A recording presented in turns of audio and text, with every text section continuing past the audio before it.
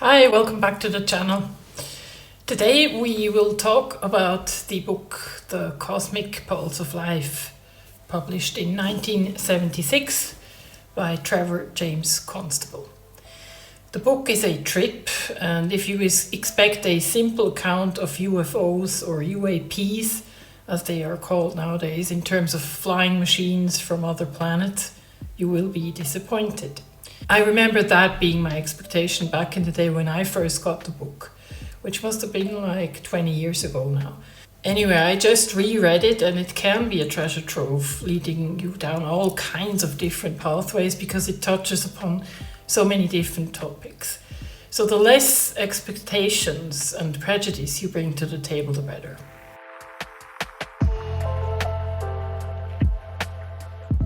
Trevor James Constable was born in 1925 in New Zealand and later moved to the United States. At 17 years of age, he joined with the Union Steamship Company and took to the seas.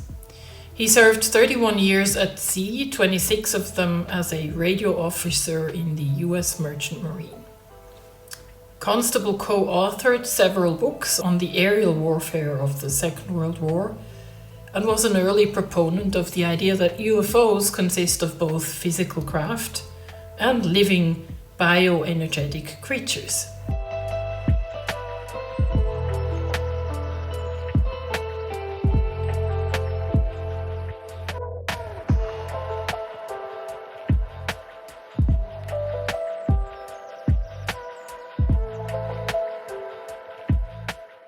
He argued that the atmospheric entities that he examined could be invisible to the naked eye, but might be captured on infrared film, a method through which he obtained photographs of them on numerous occasions. Constable's interests weren't limited to ufology. He was deeply engaged in the study of Wilhelm Reich's orgone energy theory, which posits the existence of universal life force involved in various natural processes. Constable was also involved in rain engineering using cloudbusters, which had previously been invented by Wilhelm Reich. Constable also worked with the great radionics pioneer Dr. Ruth B, who built on and refined the works of earlier researchers like Dr. Albert Abrams. Constable took this all very seriously, being a nonsense radio engineer.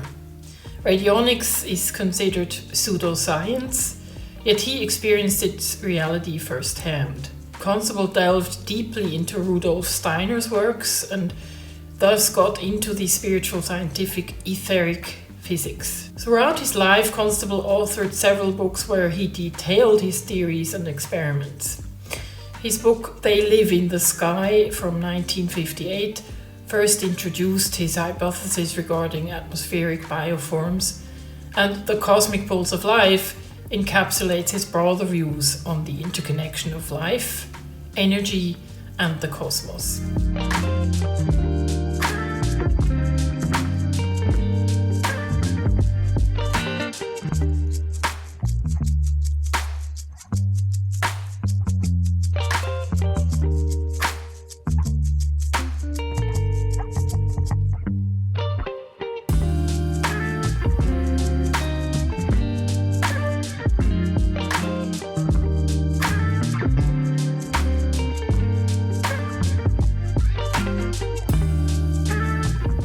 Etherian Physics is a branch of esoteric physics that diverges significantly from conventional physics. The term ether was the original name given by the Greeks to the blue sky. Later, Aristotle added the ether as the fifth element to the four-element doctrine.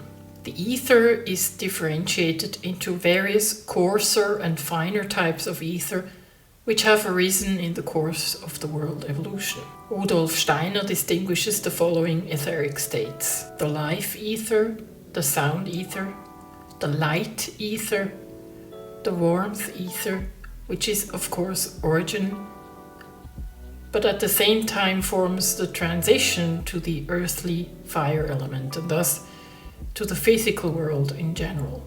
the basis of which are the four elements fire, air, water, and earth. In the Jewish Kabbalah, the etheric world is called Yetzirah, from Hebrew, Yetzirah, the world of shaping. The world ether is said to surround the earth like a supersensible atmosphere. There is a book called the Sefer Yetzirah, which is considered the book of creation in ancient Jewish mysticism. The historical origin of the Sefer Yetzirah was placed in the 2nd century BCE. Etherian physics represents a fusion of mysticism, occultism, and the quest for a deeper understanding of the universe. Its advocates believe in a more interconnected spiritual dimension to the universe, where ether plays a crucial role in the formation and function of life and matter. In Etherian physics, the ether is a fundamental aspect of reality that can explain various phenomena, including those related to UFOs and other paranormal phenomena. Constable was an advocate of Etherian physics. He linked the presence of UFOs and certain bioforms to activities in the ether, claiming that UFOs could be ether ships operating in a realm or state of matter not recognized by conventional science.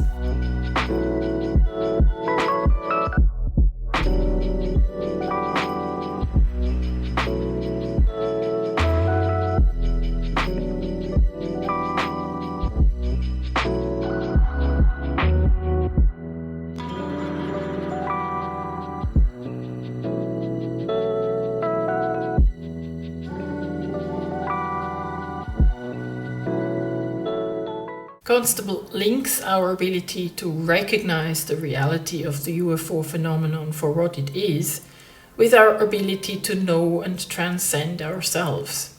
Unless we evolve ourselves, we will not be able to understand or utilize new forms of energy available to us.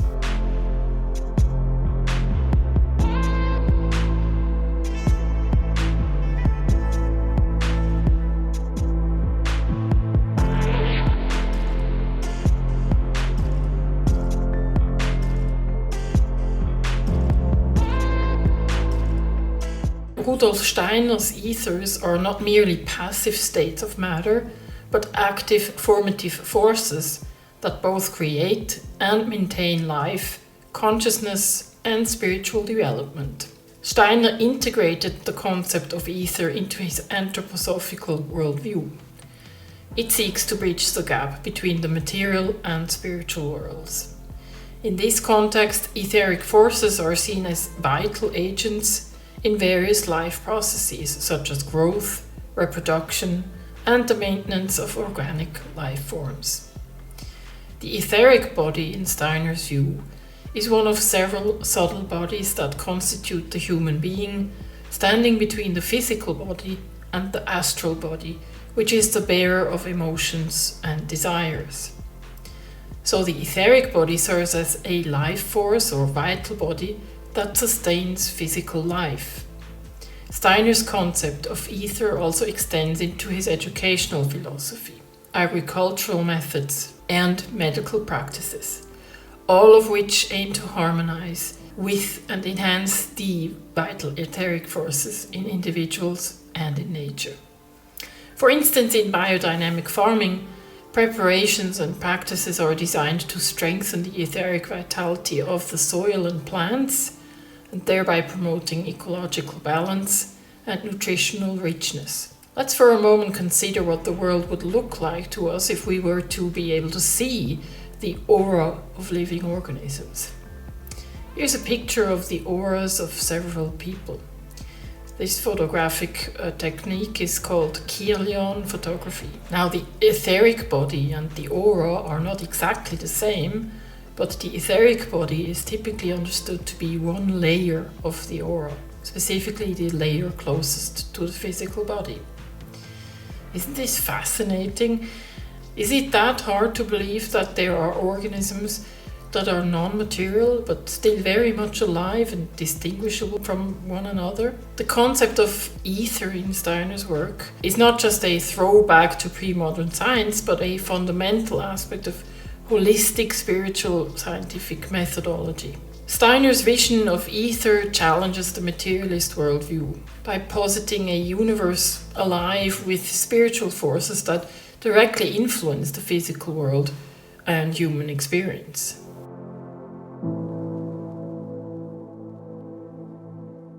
At the heart of the cosmic pulse of life is Constable's documentation of atmospheric entities.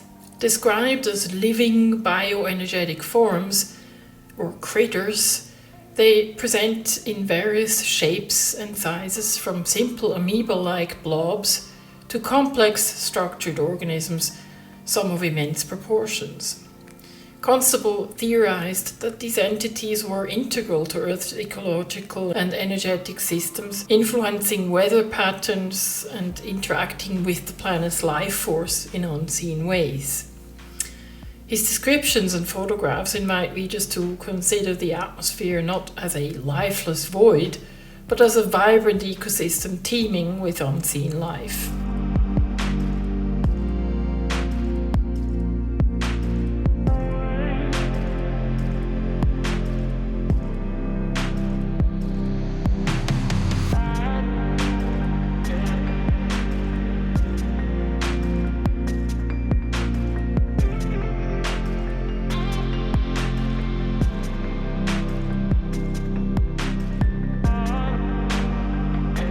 The reception of Constable's work was, as might be expected, mixed.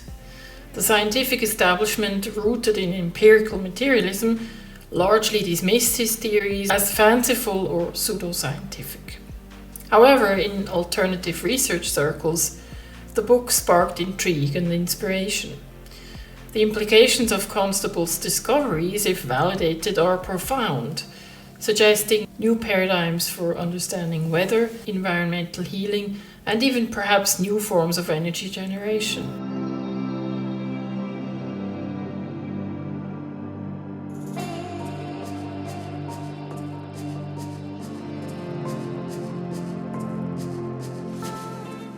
Constable's work, despite facing skepticism, offers a radical reimagining of our interaction with the natural world. By documenting the existence of bioenergetic atmospheric entities, he challenged us to expand our scientific inquiries beyond the visible and tangible. The potential applications of his findings, ranging from ecological restoration techniques to innovative approaches to weather management, underlie the transformative power of his work. Yet the possibilities also highlight the barriers erected by conventional scientific methodologies and the reluctance to embrace speculative research. The debate surrounding Constable's theories underscores a broader discourse on the nature of scientific inquiry.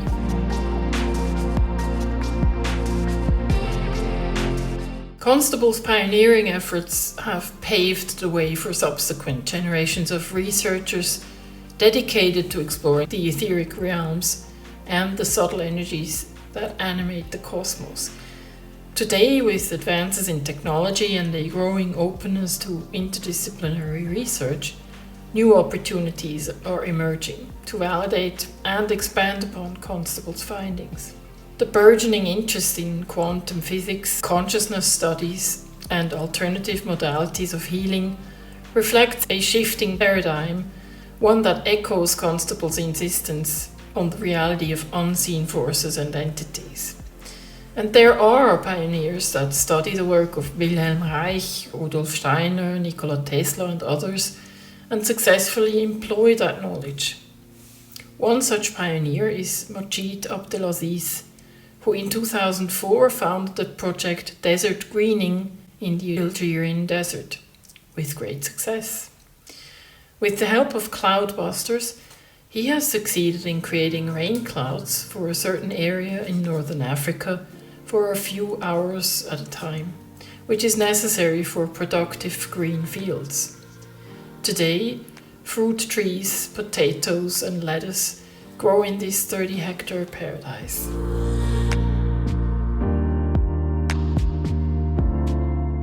In the cosmic pulse of life, we are reminded of the enduring value of curiosity, openness, and the willingness to question established truth.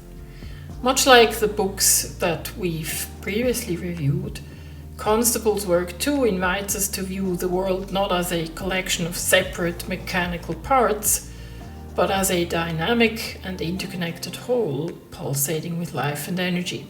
As we stand on the brink of new discoveries and paradigms, his book serves as both a guide and a challenge. It compels us to broaden our scientific horizons, to embrace the unknown with rigor and imagination, and to acknowledge the cosmic pulse that connects and animates all life. It's said that the human eye sees only 2.5% of the electromagnetic spectrum. There sure exists an entire world around us that cannot be seen. If you like to explore these topics further, do take a peek into the description box below this video. I put a whole host of links to resources that I came across when researching for this episode. I do hope this video was worth your time. Thank you so much for watching, and hopefully I'll see you next time.